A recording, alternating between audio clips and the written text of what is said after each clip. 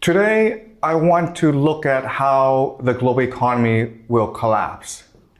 Specifically, how the US economy will collapse because of this war. Now, the argument I want to make to you today is that financial collapse do not happen accidentally or naturally. It has to be engineered. And this is a very hard concept for us to understand, okay? So in economics, there's something called the boom-bust cycle, which basically states that in capitalism, you have the economy booming, then suddenly, for whatever reason, it collapses, okay? It's called a boom-bust cycle. And the idea is that if you study economics, they teach you that this is just a natural part of capitalism because in good times, people spend too much money. They become overconfident. And so then they waste a lot of money and then it collapses. The economy turns bad. And so you have to focus on being more lean and efficient and resilient. So think of, gaining weight, okay? You gain too much weight and then you feel bad, so then you lose weight. And that's the idea of the boom-bust cycle. The problem, though, is that no one can explain properly how and why suddenly the bubble pops, okay? What is the mechanism or trigger for the collapse? If you study economics, you will never ever know the answer. So we are going to focus on speculation today, okay? So again, the internet knows this, but I've never studied economics. I don't know much about economics, but I'm curious as to why this happens, okay? Why is it that bubbles pop? How do economies rise and fall, okay? So I'm not an expert. I'm not even a professor. Yes, I understand. But what I do is I engage in speculation for fun, for entertainment, okay? So just see this as a fun class where we're gonna explore some fun topics that have no scholarly basis, okay? All right? So just keep this in mind, guys. All right, so let's look at very quickly the main explanation for why booms and busts happens. And this is from Andrew Ross Xueqin, who is probably the most influential financial journalist in America. And he wrote a book called 1929, which looks at the stock market collapse of 1929, and he offers a very good explanation as to why it happened. Okay, so Amber, could you read for me, please? Of course. Lengthy, uninterrupted booms like the one in the 1920s produce a collective delusion. Optimism becomes a drug or a religion or some combination of both. People lose their ability to calculate risk and distinguish between good ideas and bad ones. Okay, so again, this is a set explanation for why there's a bubble burst, because it's delusional and then it's like you fly too high, okay? But you're not supposed to fly, so then you fall down to the ground eventually. It's just gravity, okay? The idea of gravity. But what I want to show you today is there's actually another explanation, which is this is all being engineered. There are people behind the scenes who have the power to cause economies to rise and to fall, okay? So let me give you an example of this. All right, let's just say you're a bank. All right, you're a bank. And your job is to take those money, save it, and then use it properly in order to promote the economy, okay? So let's just say we put $1 million into the bank, okay? And what does the bank do with it? The bank then lends it out to entrepreneurs, right? So maybe I want to start a restaurant, and so I borrow $1 million from the bank, okay? Question, how much money is in the bank now? It's a zero, right? Okay, that's math, guys. Look, if I take in $1 million and I lend it out $1 million, I should have zero, because that's just basic math. But that's not the answer. The actual answer is $2 million. And what you need to understand is that each bank has the ability to print its own money. And the bank is a mechanism for liquidity in the economy, okay?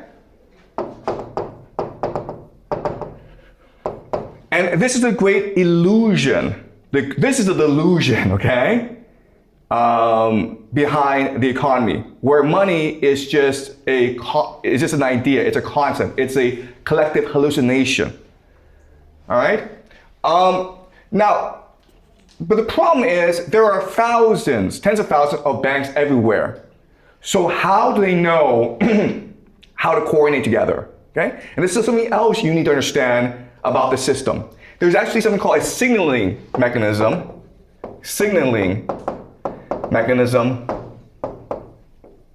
Okay? So all these banks are separate, but they are linked together into something called a central bank. Okay? A central bank. And what does the central bank do? The central bank signals whether or not to lend money or not to lend money. And this mechanism is called the interest rate.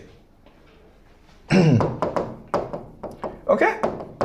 Now, again, if you study economics, what they will teach you is that depending on the interest rate, if it's low, maybe 1%, or 5%, or high 5%, then that will determine how consumers behave.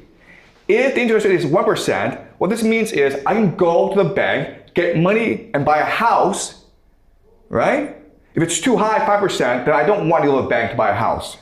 And this is what you're taught in economics class. But there's actually another explanation, which is the interest rate is not to signal consumers or homeowners to buy, but rather for banks to lend or not. Okay, doesn't make sense. Because the banks, what they can do is, depending on the interest rate, they know that, okay, my job is to release more liquidity into the system, release more money into the system, and therefore I will make it easier to take out a loan, okay? But if the interest rate is high, then I know, okay, I must not release too much liquidity in the system, therefore I will make the loan application hard, okay? So, in other words, the interest rate is not set in order to guide consumer behavior. It is set in order to coordinate liquidity in the marketplace. Okay, does that make sense? Okay, so these are two very curious aspects of this system that people don't really understand. So, in order to understand the system, I will explain to you how the world works, okay? And I explained this before, but I want to summarize and apply it to this scenario, okay? So the first thing to understand is that we live in Plato's cave. Okay? Meaning that we're all chained to the floor and we're all watching a screen. And behind is this great fire where the elite create puppets so that we can collectively hallucinate our own reality. All right? And this mechanism that allows us to coordinate our imagination is, of course, called money. Right? So think of money as God, right? And so what money is doing is it's focusing our minds in a certain way that creates our reality. All right? So remember this idea and keep this in mind. Okay, so because of this concept, this allows us to create the world that we live in today. Okay? So remember how the world is structured. You have the empire, but then you have the game masters. Who are the game masters? They're the people in finance. Okay, and this includes Bank of International Settlements, World Bank, International Monetary Fund, Wall Street, City of London. Okay, so these are different financial organizations that coordinate together, and they are the game masters. And what they do is they control how US dollars, which is the currency of this game, they control how US dollars moves around the system, okay? So USD.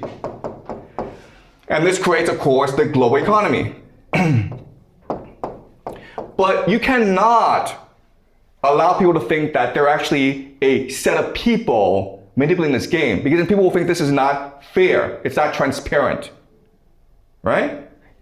It's not a clean game. So what you do is you create multilateral organizations called the rules-based international order, like the WTO, UN, and you make them believe that, oh, it's these impartial organizations that actually control the game. So it's fair and it's transparent and it's accountable to the people, okay?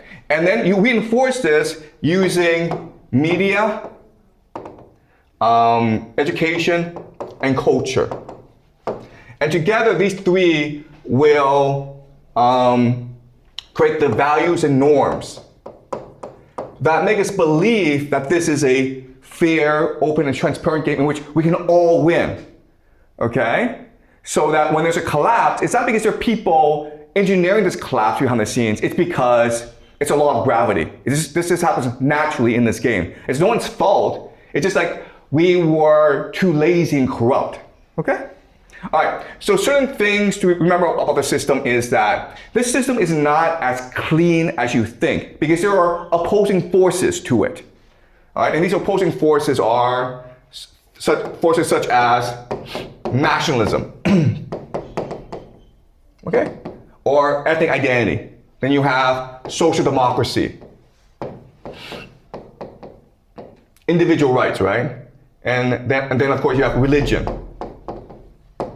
All right, so there are these countervailing forces that try to break apart the system. So then what happens is that there are other systems that keep the system in place and respond to these countervailing forces, all right? And they are intelligence, spies basically, crime, and science.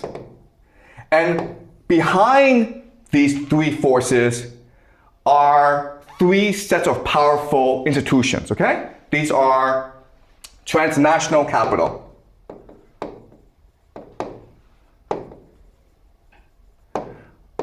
secret societies,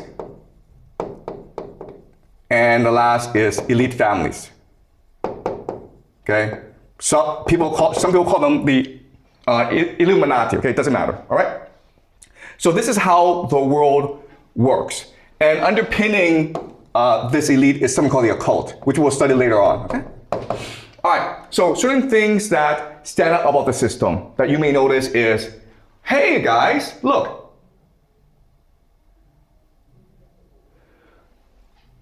Transnational capital is also the game masters as well as the global economy, okay? This is important because, remember, this system is the parasite. And this system is a host. So transnational capital is both the parasite as well as the host. It's both the game master as well as the player. Okay? So this obviously leads to a lot of corruption.